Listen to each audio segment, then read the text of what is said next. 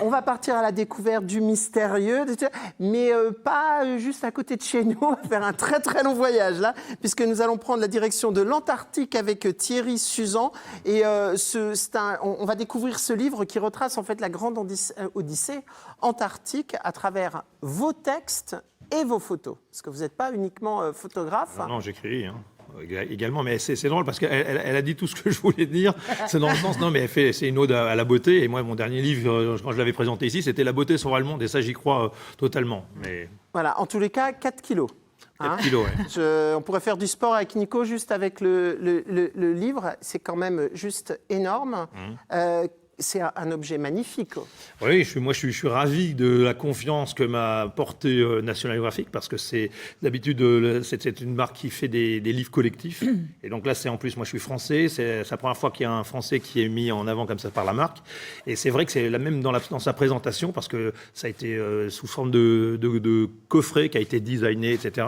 Donc même dans sa présentation, c'est quelque chose de nouveau pour la marque National Geographic. Alors c'est pas uniquement un livre. Il y a le livre à l'intérieur, mais il y a aussi alors je sais pas comment. Il y a des tirages fine art à l'intérieur. Il y a 5 tirages fine art qui ont été qu'on peut encadrer. Oui, tout à fait. Ouais. Et plus le livre et une version kiosque va sortir. Une version light, on va dire, du livre sortira, qui pèsera pas 4 kilos. Elle sortira le 22 novembre en kiosque. Voilà. Alors la question que je me pose, c'est quand on fait des photos de l'Antarctique à l'école, on apprend toujours que c'est quand même un continent où 6 mois dans l'année il fait presque nuit.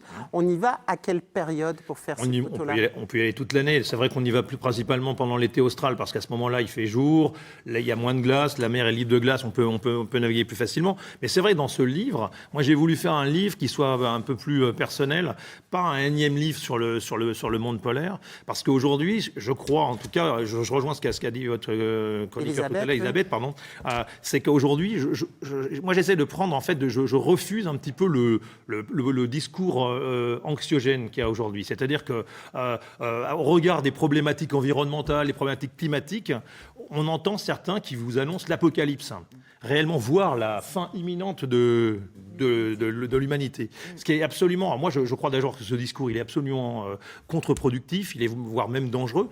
Et moi, à titre personnel, j'ai 2 enfants en bas âge. Réellement, à titre personnel, je trouve que ce discours aujourd'hui anxiogène, il est réellement obscène. C'est ce que je pense. Moi, je crois qu'au contraire, il faut proposer, en tout cas c'est ce que j'essaie de faire dans ce livre, c'est de proposer un autre regard sur le monde qui est beaucoup plus optimiste. Parce que moi je crois... Mais en même temps, ce monde que vous nous présentez là, on a l'impression que c'est une autre planète, parce qu'il est vierge, les photos sont incroyables, on n'a pas l'impression d'être sur Terre. Est-ce que de le présenter comme ça dans un livre à tout le monde, c'est pas donner envie à tout le monde d'aller le voir et d'une certaine façon de le détruire aussi? Ça, c'est une question qu'on me pose souvent. Est-ce que finalement le fait de montrer du beau, ça va inciter les gens? Moi, je ne fais pas partie de ces journalistes ou ces photographes qui vont vous dire, moi j'y vais, n'y allez pas pour ne pas salir tout ça. Je crois qu'au contraire, si vous parlez, je vous vois arriver sur le tourisme certainement. Aujourd'hui, moi je crois qu'au contraire, les gens, ça doit les faire rêver. Ce qu'il faut faire de l'Antarctique, le danger, c'est pas le réchauffement climatique, c'est pas les pollutions, tout ça, c'est des constats que je fais évidemment. Mais au-delà de tout ça, on a cette conscience écologique. Elle en parlait tout à l'heure, Elisabeth, on a tous cette conscience écologique par rapport à tout ça. Mais moi, je crois qu'il faut aller au-delà. Et aujourd'hui, le grand danger, s'il y en a un, le grand danger de l'Antarctique, c'est cette banalisation que je refuse, à travers des récits sportifs, à travers des aventures, à travers un tourisme qui est insatiable. Aujourd'hui, le tourisme, c'est pas le problème le tourisme n'est pas un problème en Antarctique, c'est le touriste qui a un problème, dans le sens qu'il en veut toujours plus. Autrefois, on allait en Antarctique, on allait sur une plage, on allait voir des manchots, on prenait des photos et on essayait de rien toucher, on repartait et c'était un tourisme de contemplation. C'était des Maintenant, voyages de contemplation. Maintenant, ils veulent dormir sur place avec un spa. Maintenant, exactement, on se marie en Antarctique. Il y a un hôtel qui va ouvrir en Antarctique. Aujourd'hui, des gens veulent faire du jet ski, veulent faire du skydiving. Ouais. Voilà. C'est cette banalisation. Et pourquoi, moi, c'est le seul Justement, espace... il y a quoi en Antarctique? Parce que moi, j'imagine un truc désert avec quelques scientifiques. C'est ce qu'on nous apprenait à l'école, mais ça fait longtemps que je ne suis plus à l'école, donc ça a dû changer.